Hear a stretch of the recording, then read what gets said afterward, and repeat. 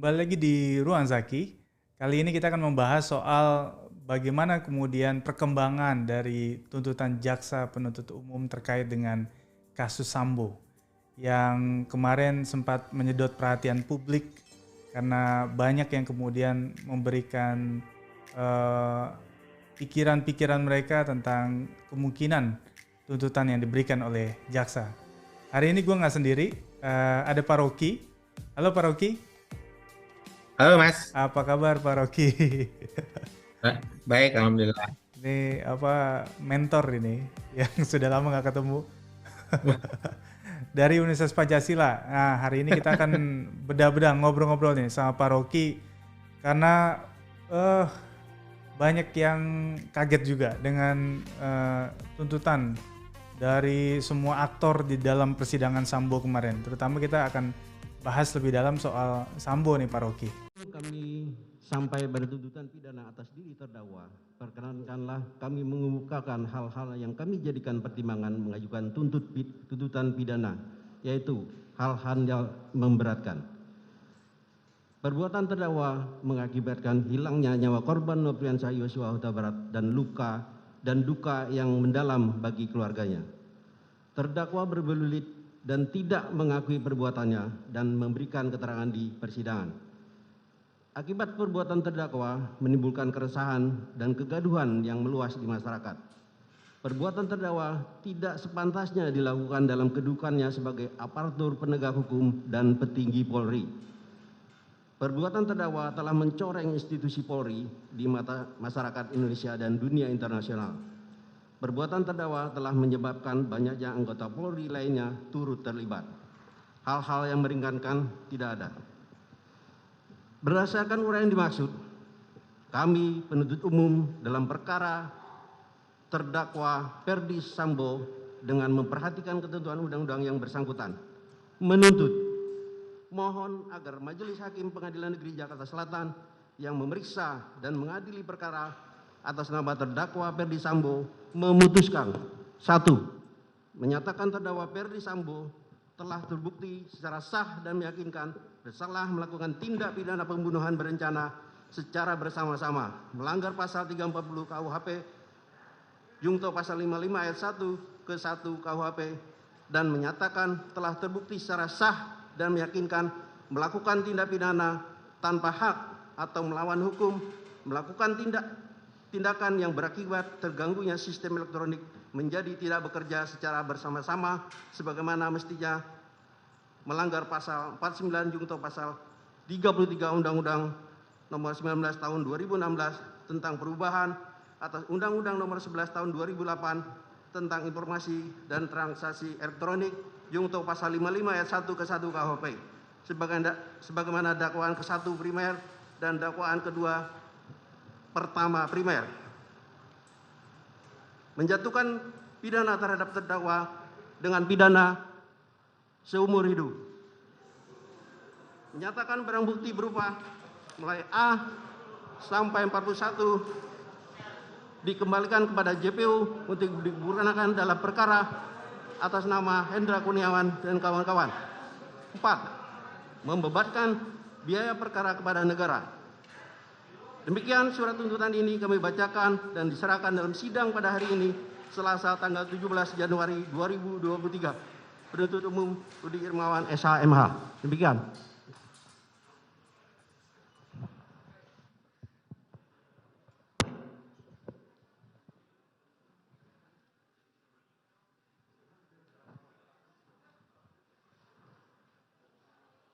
Ya, terdakwa, saudara sudah mendengar tuntutan dari penuntut umum. Silahkan berkonsultasi dengan penasihat hukum saudara.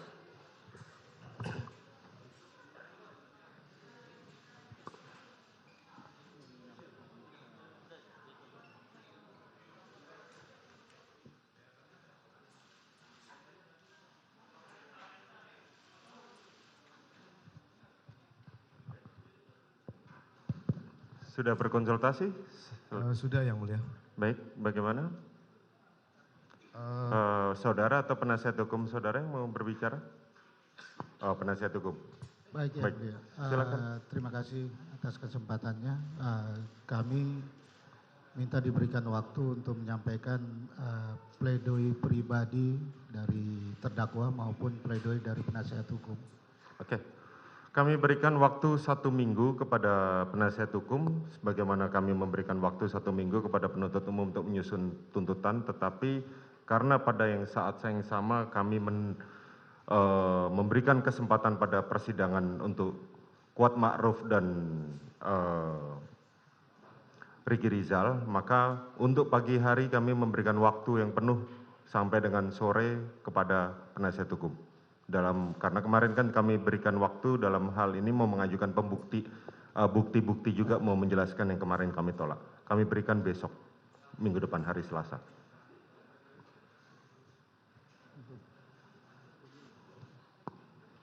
Untuk bukti sekalian ya? Ya, sekaligus kami memberikan kesempatan kepada penasihat hukum sebagaimana kami janjikan pada persidangan terdahulu bahwa kita memberikan waktu yang cukup kepada penasihat hukum dalam hal pembelaan maupun pembuktiannya. Baik. Ya.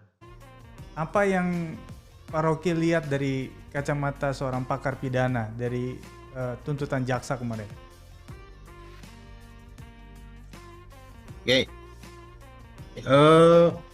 Kalau bicara ini ya perkara pidana yang sudah ada intervensi viral gitu ya, ini memang akhirnya yang terjadi itu sebenarnya pertempuran antara metode yuridis normatif dengan metode ilmu sosialnya akhirnya gitu. Nah, tuntutan yang kemarin dibacakan sama JPU itu secara normatif dulu saya sampaikan, memang itu termasuk kalau di 340 dia termasuk klasifikasi ancaman pidana maksimal itu. Jadi dalam 340 itu sebenarnya ancaman maksimalnya ada 3, 20 tahun seumur hidup, pidana mati.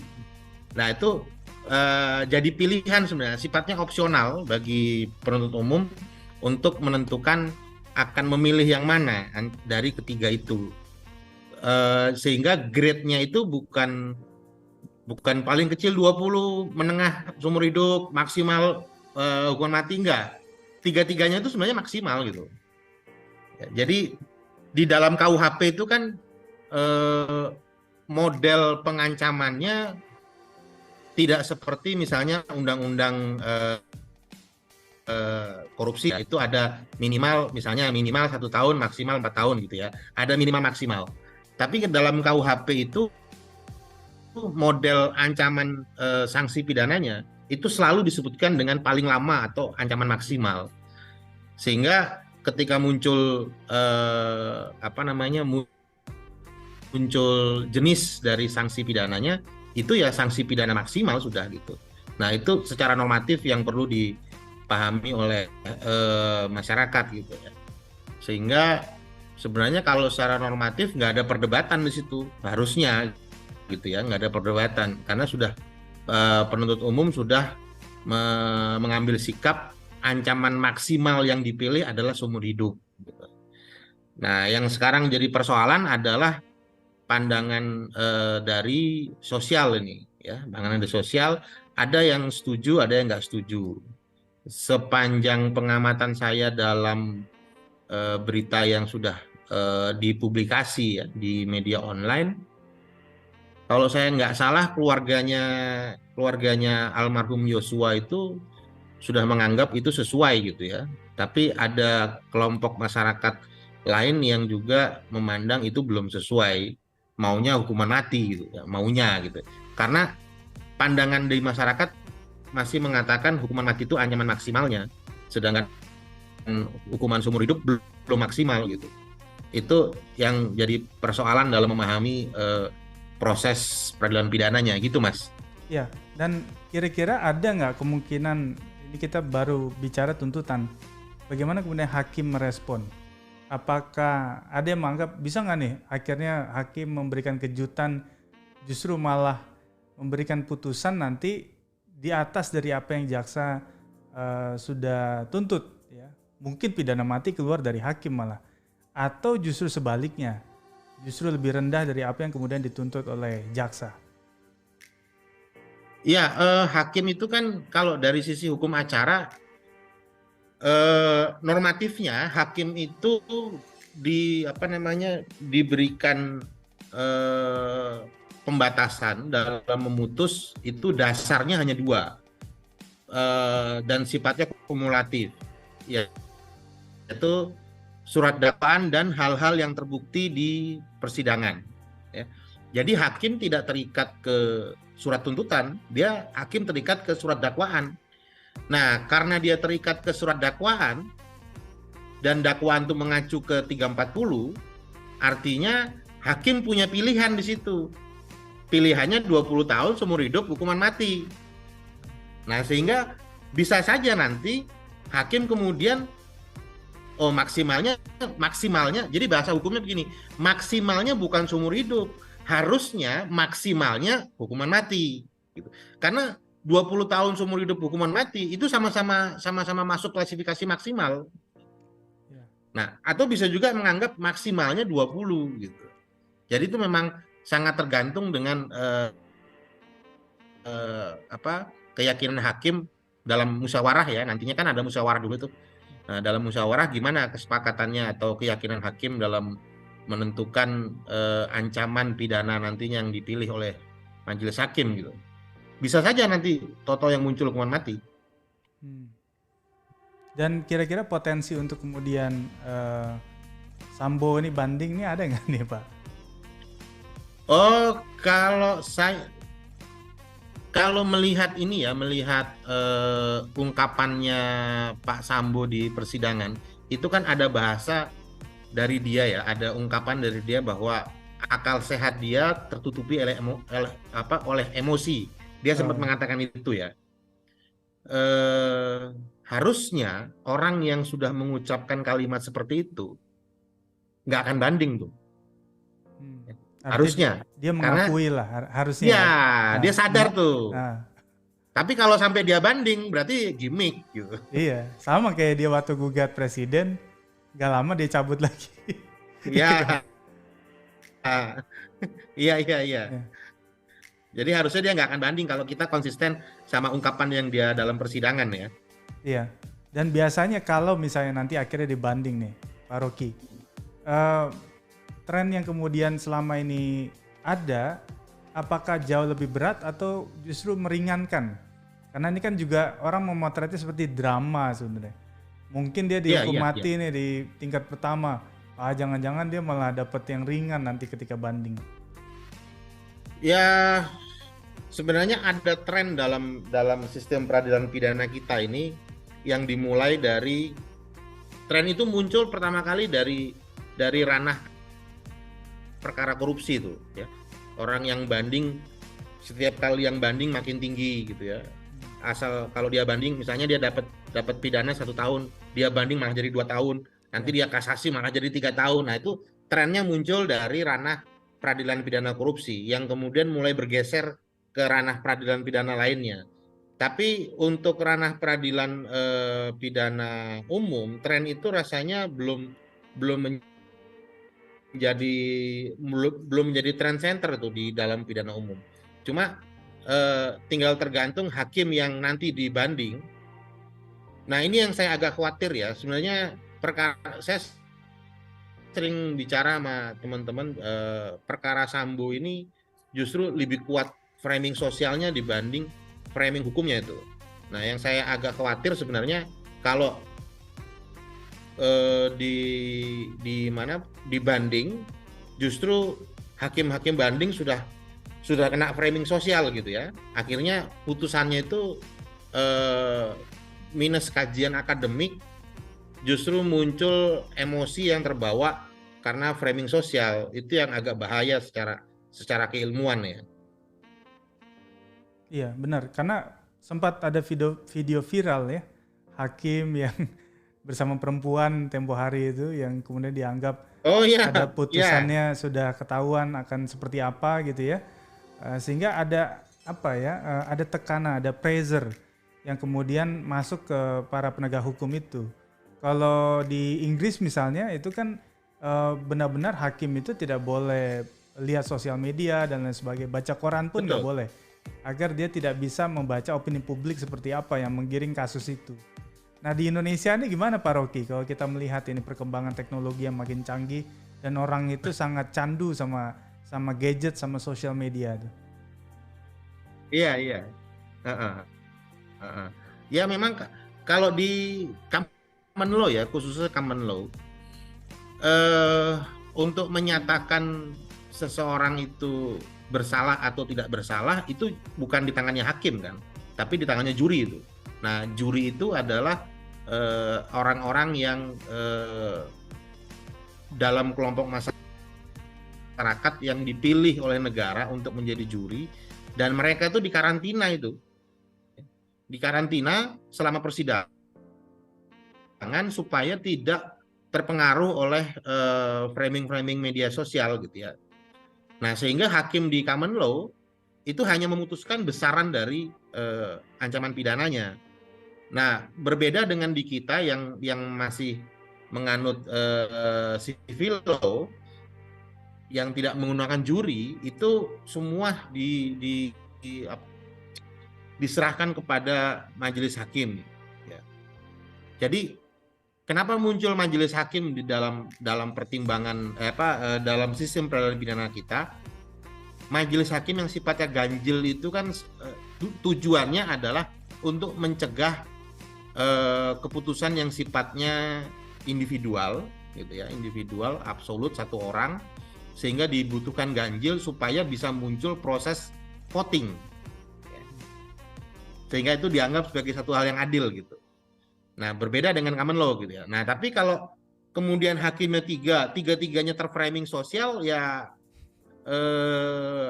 konstruksi hukumnya itu menjadi nanti sulit membedakan apakah ini konstruksi hukum atau konstruksi sosial gitu. Ya sebenarnya nggak masalah, kalau saya sih tidak ada persoalan dengan masuknya framing sosial ke dalam hukum, tapi sebagai orang hukum harusnya konstruksi konsep hukumnya clear dulu gitu. Kita selesai dulu dengan konsep hukumnya, baru masuk ke konsep sosialnya. Harusnya seperti itu. Nah, tapi yang terjadi yang saya amati di persidangannya perkara Sambo ini, saya melihat khususnya hakim itu udah banyak framing sosial, udah banyak masuk itu. Nah terakhir ya Pak Rocky, ini menarik juga soal munculnya KUHP baru, walaupun implementasinya masih lama. Cuma kemudian orang mengait-ngaitkan bahwa ini adalah produk hukum yang dipersiapkan untuk kasus Sambo. Ini apakah terlalu berlebihan pendapat itu, atau memang ada benarnya juga gitu kira-kira? Enggak lah, KUHP baru ini kan dirancangnya sudah lama. Ya. Sambo belum jadi polisi pun KUHP ini sudah ada rancangannya gitu ya, sudah ada gitu. Jadi bukan karena ini karena Sambo terus dibikin seperti itu model pemidanaannya, enggak. Kebetulan aja. Iya ya. Jadi artinya nih untuk memberikan penegasan kepada publik bahwa tidak ada gitu ya urusan Sambo yang baru berapa bulan tiba-tiba memframing ya isi KUHP yang puluhan tahun disiapkan. RKUHP itu kan historis RKUHP itu udah 60 tahun dalam pembuatannya itu kan. Semenjak tahun 63. Sambo kan jadi polisi kapan gitu kan? Benar. Jadi ini akan dia tetap pada track KUHP lama, proses yang kemudian sedang berlangsung ini Sambo. Jadi jangan dicampur adukan lah kira-kira dengan. Kalau itu gini Mas, memang di kita itu kan dikenal dengan asas transisi ya. Iya. Asas transisi kalau dalam KUHP yang sekarang itu di pasal 1 ayat 2 ya. Ketika terjadi perubahan perundang-undangan pidana, maka yang diterapkan adalah yang menguntungkan bagi terdakwa. Itu bahasanya seperti itu. Saya menyebutnya itu sebagai asas transisi. Nah, kalau nanti misalnya itu digunakan dalam bentuk upaya banding, upaya kasasi, menurut saya itu tidak bisa digunakan asas itu. Asas itu hanya bisa digunakan nanti waktu PK. Jadi kalau untuk banding kasasi sekarang misalnya ya Pak Sambo banding gitu ya, terus kasasi, itu nggak mungkin pakai asas itu. Tapi mungkin nanti pakai waktu di PK mungkin gitu ya. Karena dari sisi waktu atau apa nih Pak Rocky? Iya, dari sisi waktu perbuatannya gitu kan. Iya, iya. Dan nanti kan kenapa prediksi saya di PK? Karena proses persidangan ini kan PK apa namanya? KUHP itu kan nanti baru berlaku 3 tahun lagi. Iya. Gitu kan. Nah, sedangkan proses PK di pidana itu kan nggak dibatasi waktu. Betul. Ya kan, kalau perdata kan dibatasi tuh 180 hari. Iya. Gitu kan. Kalau pidana nggak dibatasi waktu, bahkan boleh 2 kali itu kalau pidana kan. Iya. Kalau menurut putusan Mahkamah Konstitusi gitu ya. Nah, ada kemungkinan asas itu digunakan gitu. Oke. Nah, ini baru clear nih kira-kira. Konstruksi hukumnya kira-kira begitulah ya. Ketika KUHP baru Ya, ini kalau mungkin sekarang kayaknya nggak mungkin. ya, mungkin bisa dipakai ketika konteksnya peninjauan kembali.